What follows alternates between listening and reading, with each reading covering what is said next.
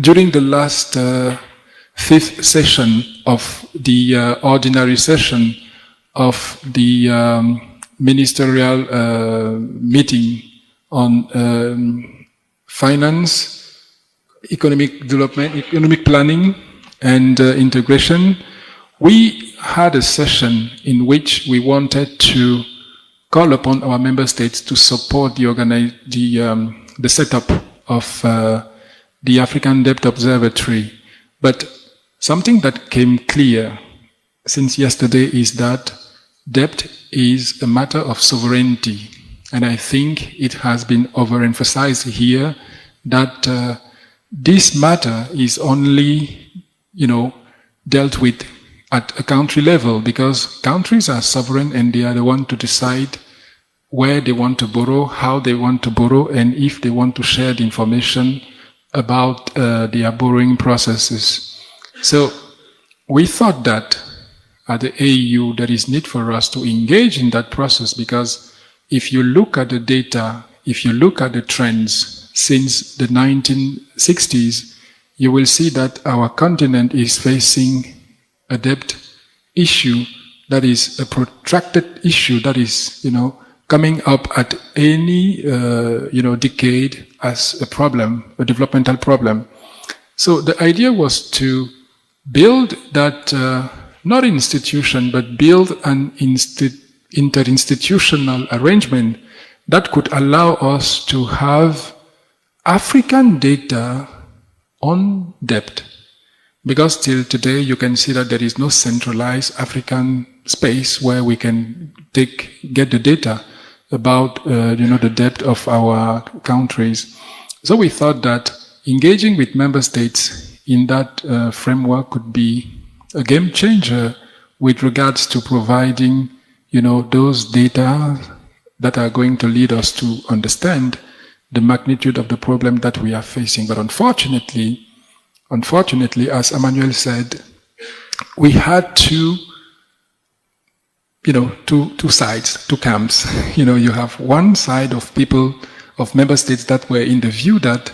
it is true that time has come to do so, building such a Pan-African institution that is going to be led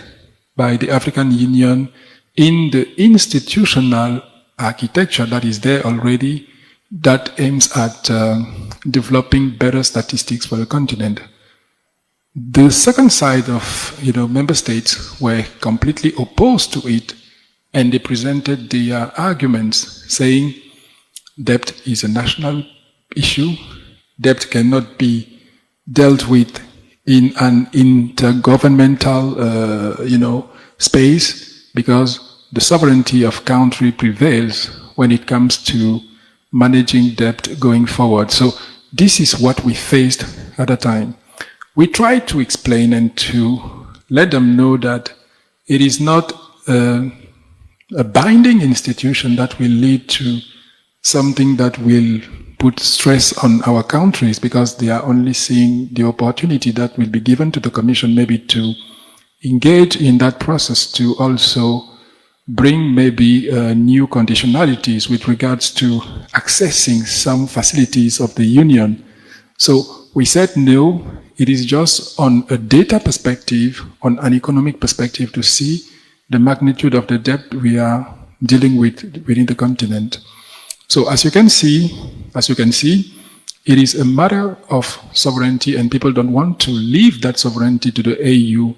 going forward. But the most important thing that was said since yesterday is that no one can avoid debt. We are all engaged in that process, and if you take the fundamental, the fundamental first chapter of the economic theory, it will tell you about how, even at the household level, there is need for engaging in that kind of process, to design a space where you can see achieved the transformative process that you want to achieve. So that said,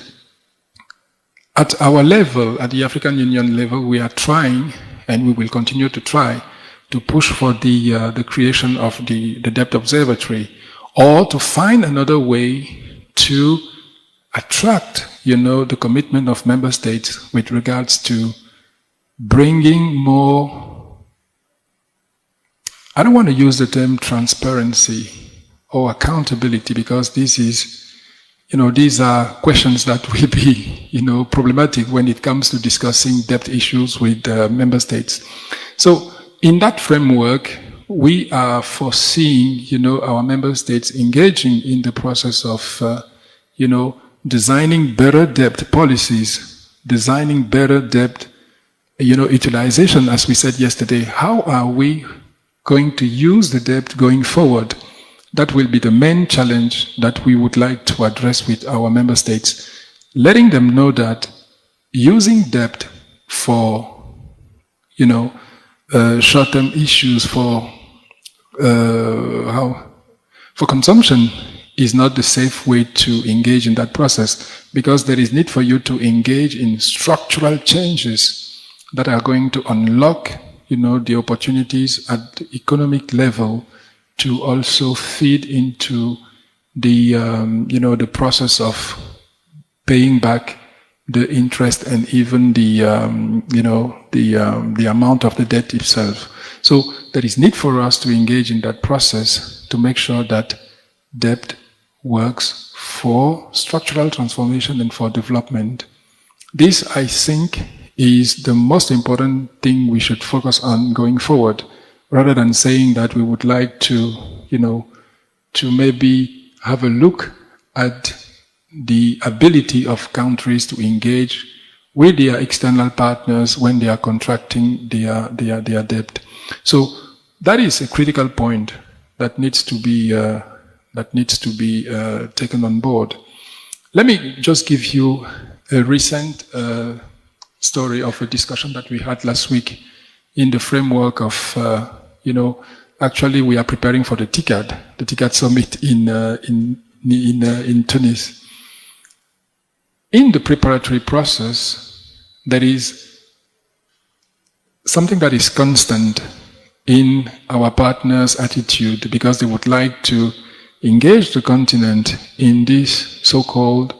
debt accountability and transparency that, is put forward everywhere. At that level also, we are facing, not that we are facing, we are letting our partners understand that the issue of debt is still an issue of national sovereignty. So the discussion can be, endless at that point, because partners would like to bring transparency, accountability, and also issues related to, how you are going to use the debt going forward. Yesterday, there is one idea that was really, really interesting when one of the panelists said that the attention should not only be focusing on the borrowers, but it should also go to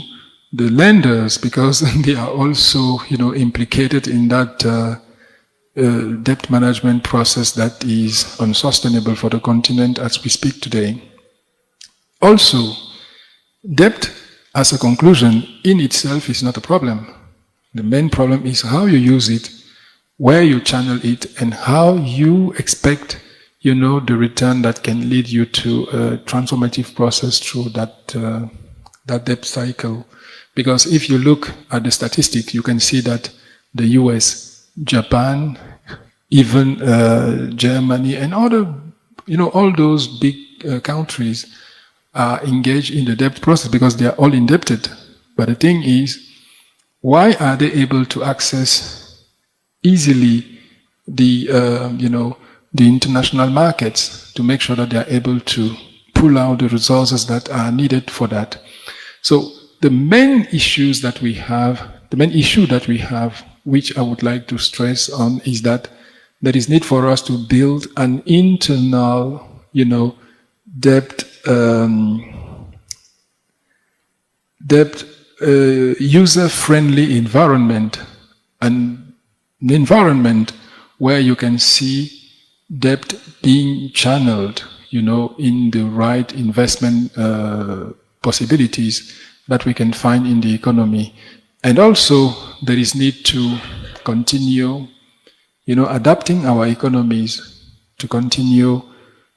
reforming, to make sure that we are able to tackle all the issues that are linked to what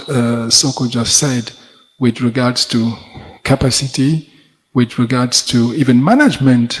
of public resources, because sometimes even institutions are not well designed in our continent to make sure that they are able to,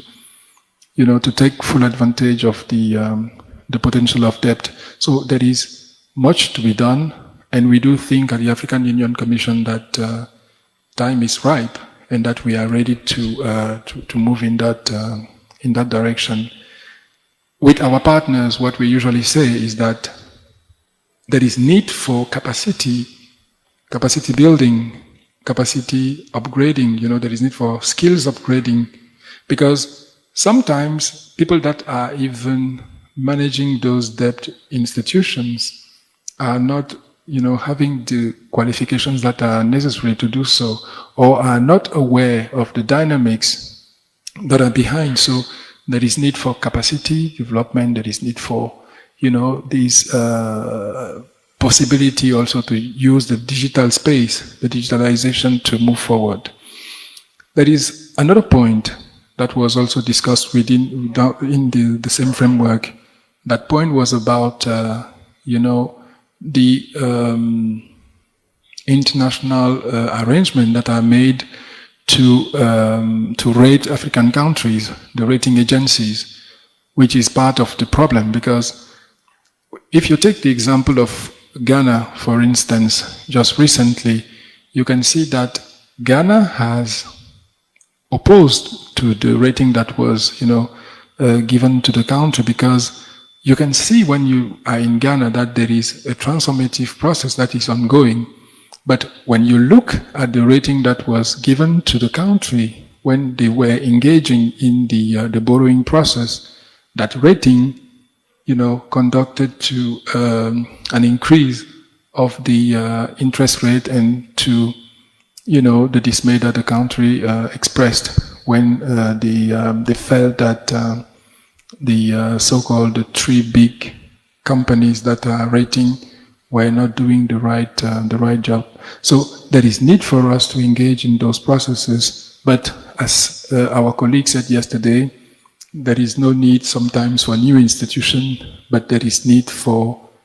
reforms to make sure that we are taking advantage of what we already have at the continental level. So I will stop there, Emmanuel, and give you the floor. Thank you.